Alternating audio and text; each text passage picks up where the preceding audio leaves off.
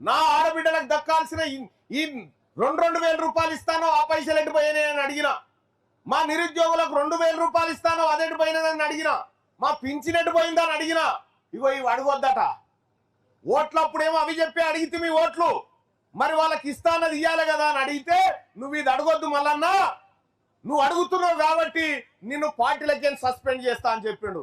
తీన్మార్ మల్లన్న నీ పార్టీని భయపెట్టోడు కాదు, నీకు భయపెట్టోడు కాదు.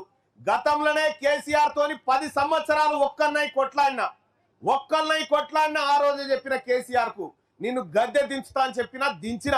ఇప్పుడు కూడా చెప్తా ఉన్నా రేవంత్ రెడ్డి గారికి ఆలేరు నియోజకవర్గం నుంచి చెప్తా ఉన్నా, నీ కాంగ్రెస్ పార్టీని ఈ తెలంగాణ గడ్డ మీద నామ రూపాలు లేకుండా చేయకపోతే నా పేరు తీన్మార్ మల్లన్న కాదని చెప్పి తెలియజేస్తా ఉన్నా.